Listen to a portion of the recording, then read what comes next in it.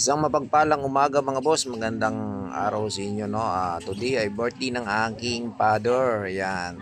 Habang nag-iihaw ako dito sa baba ay itong mga kapitbahay ko naman ay nagtatambak sila. At tayo ay busy-busyhan sa ating pagluluto no.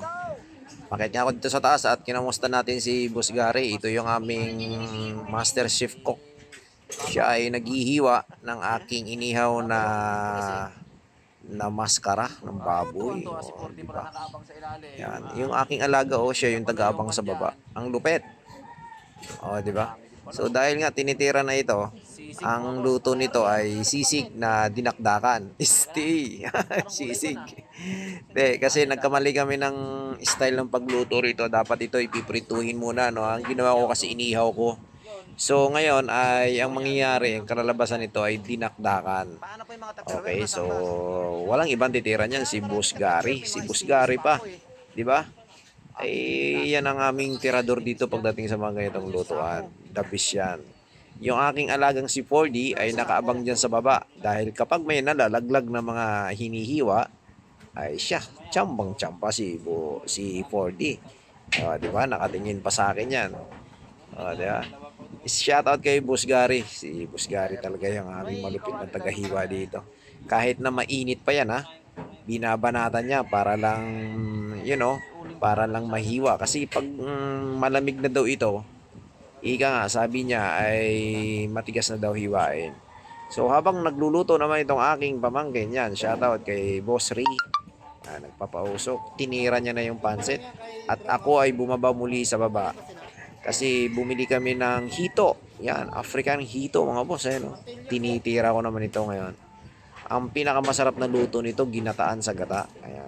Pasensya na, talagang pinapalo ko ito kasi hindi pwedeng hawakan mo ng basta-basta. Kasi nga, kapag ikaw ay natinik, baka lahat ng santo ay tatawagin mo. Dahil nga malalaki ang tinik nito, mahahaba. So kailangan natin siyang paluin muna para, di ba, ayan Yan yung pamamaraan ng diskarte para mabilis siya mapatay, di ba? Ayan Alright, so magkano nga ba ang kilo nito? Ang hito na nabili ko, 120 ang kilo nito ng hito na ito. Nabili namin ito sa fish pan. Malapit lang dito sa amin, sa lugar namin sa Kabuyaw. Mayroon talagang as in bilihan ng mga hito rito.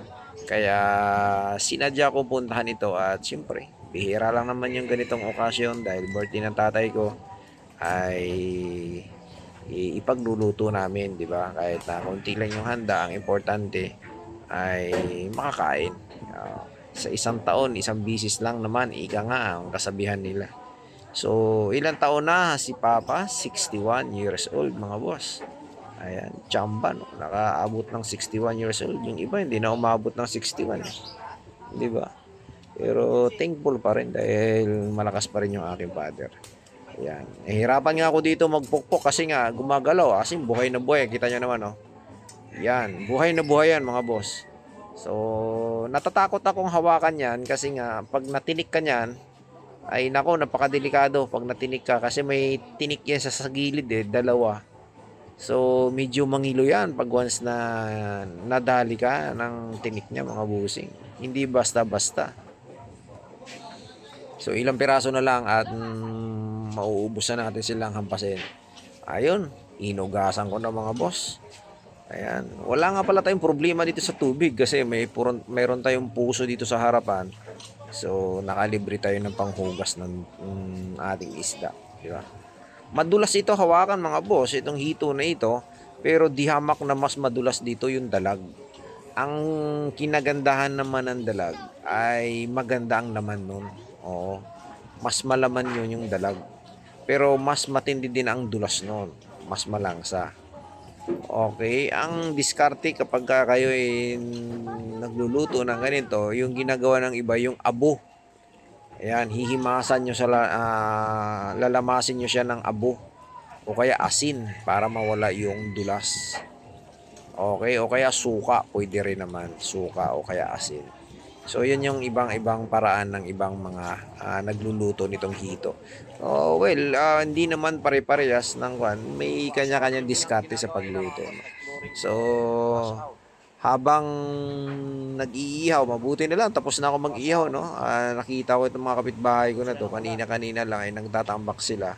At ngayon, no, kita nyo, yan, biglang bumuhos ang matinding ulan. Ayan mga boss, yung kanilang pinuploring wash out talaga. So sayang, no, nakakalungkot kasi yung flooring nila. Ayan, no, kita nyo yung dilim ng langit. Oh, yan. Kita naman yung isa, nag-aasintada. Kahit tabingi na, okay pa rin. Ayan, dahil mga lasing na. So, hanggang dito na lang yung aking vlog mga boss. Magandang araw sa inyo yan. Happy birthday sa aking papa. Happy 61st birthday. God bless everyone.